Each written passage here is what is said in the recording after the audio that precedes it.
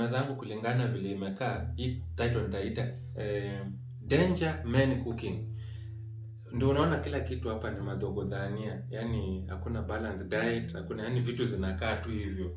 Hii idea imenikujia saa hizi, nikasema acha ni summarize ile topic yenye nilikuwa nimewapromise about tips kusurvive in Kenya bila tashwishi yote, kusumbuliwa na polisi ama kulala cell. Now, nilikuwa nimewaambia juu pale, nikawaambia polisi wa Kenya akikusimamisha, usiwahi muongelesha Kiswahili. Kwa nini? Mimi sijui Kiswahili liwafanyaje. Nimekosea? Usiwahi waongelesha Kizungu, ng'ang'ana na Kiswahili yako kabisa, hata kama itakuwa sheng. Kizungu na polisi ni kama maji na stima, amweze elewana na mtawahi elewana. Number 2, usiwahi report a thug in Kenya. Uende usema tu jirani wangu sijui ni mwizi ama jirani wangu alifanya nini, polisi wataenda kumwambia tuliambiwa na ule jamaa Felix Wezekwa ama Tony ametuambia wewe ndio ulifanya kisanga fulani, so ule mwizi atakuja kukurevenjia kweli kweli, atachukua kichwa yako na hiyo kichwa yako atapeleka kwa familia yako hiyo jioni kama dinner. So never, wachana nayo, acha wafanye kazi yao. Polisi akikushika Kenya, usiwahi muuliza makosa yangu ni nini. Hiyo tu pia ni makosa. Hiyo tu kusema officer, makosa yangu ni nini, hiyo tu ni makosa. So don't.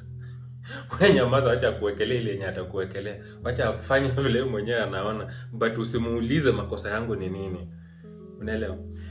Kitu ya pili, ya tatu, niliona DCI kwa page yao walikuwa wameweka caption pale, wamechukua picha ya msichana mdogo pale, wamesema unaona msichana alichukua video ya polisi mwenye alikuwa anafanya vituko, ule George Floyd, ule Black Lives Matter, ileta shida sana US.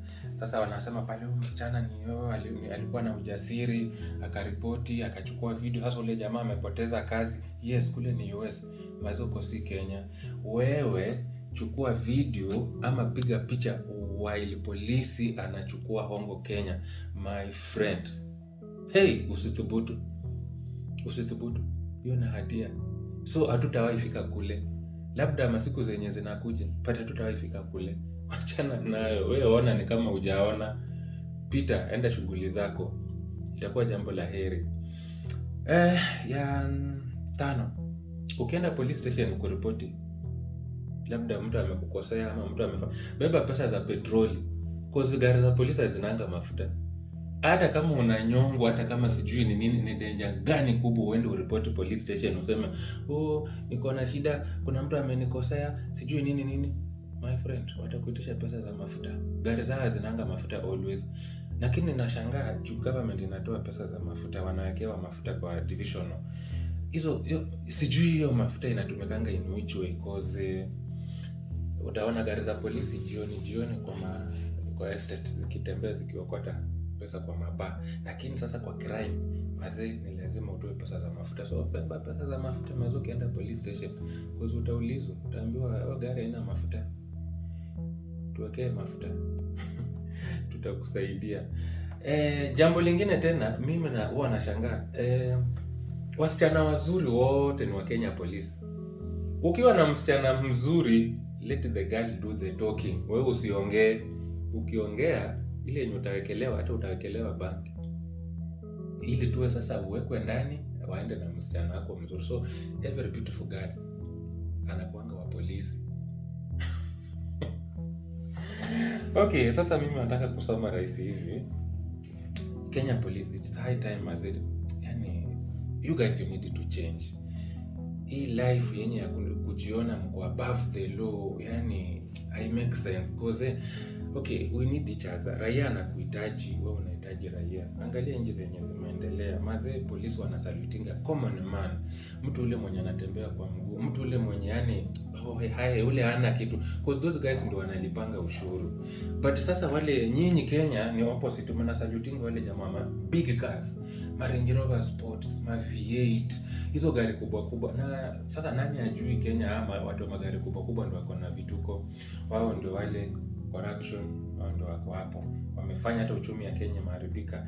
Vituko, hizo vitu zote watu wa magari kubwa wengi wao ndio wanafanya, lakini sasa ndio watu wamepatia heshima, hao ndio watu mna respect, hao ndio watu wenye wanaweza sema mkasikiza.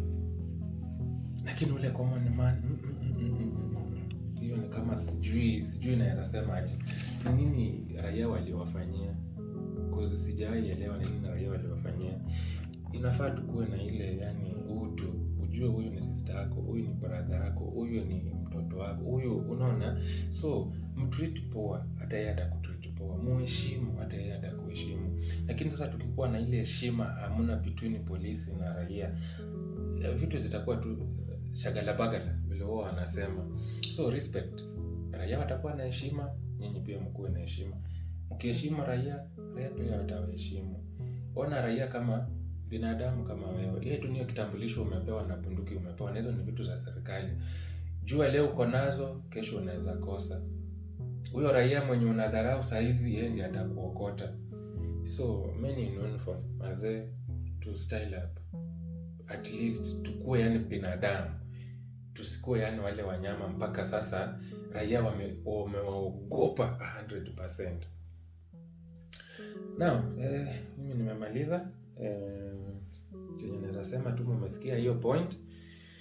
Maybe mwenye atapata hiyo ujumbe anaweza share na mwingine. Niseme no man is an island, no man stands alone. Tunahitaji tukue kitu moja. Ujue ule anakuhitaji, mimi nakuhitaji. Alafu tunakuwa team, tutasaidiana kwa hii life na kila kitu utaona ikiwa rahisi sana. Kazi ya polisi itakuwa rahisi, kazi ya raia itakuwa rahisi. Shukrani sana. Next time tutakuwa tunaongea about topic nyingine. Kwa saizi, enjoy, subscribe, like, comment pamoja. Shukrani.